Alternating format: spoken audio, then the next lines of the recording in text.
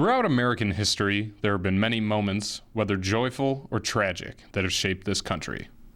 These moments have been burned into the public's memory forever, from Watergate to the war in Vietnam to 9/11.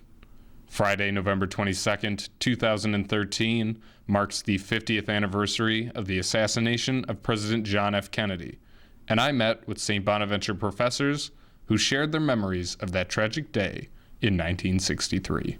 When the news first came down that the president had been shot, I was in school, in college.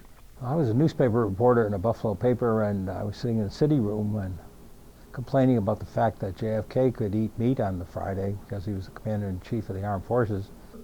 All of a sudden, they let us out of school early.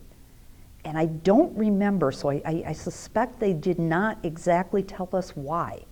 They just sent us home early.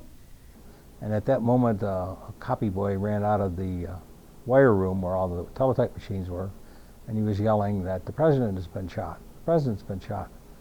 Found ourselves gathering around radios to try to get the news. But I think until I got actually home talking to my mother, I didn't really realize that somebody had shot and killed the president. I was called to the city desk, and the city editor said, I got a bulletin here that President Kennedy's been shot. Go outside and get some reaction on the street. And when it was finally announced that the president was in fact dead, it was a kind of a quiet chaos.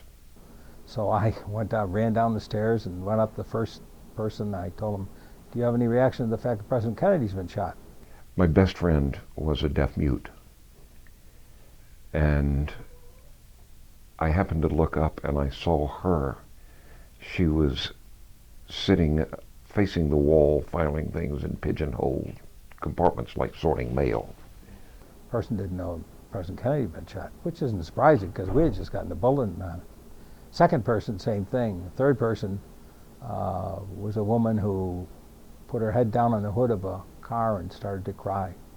And I tapped her on the shoulder, and she turned around, and I told her the president was dead. I finally got her to give me her name and her age so I could do the story, and I ran upstairs and wrote about 4 quick sentences, including the names of the 3 people that I talked to.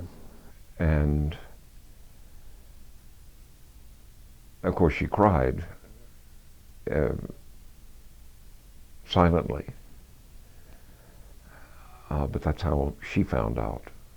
She was completely oblivious to everything because she had her back to the room and was deaf-mute. As the Buffalo News, oddly, was the first paper in the country to have the presidential shooting actually out on the street in a paper form, just because it happened within 10 minutes of our deadline. The shock of it, the surprise of it, the horror of it.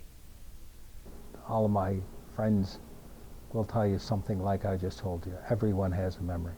I hope, sincerely, that it's something we never experience again. For SBU TV, I'm Mike Arena.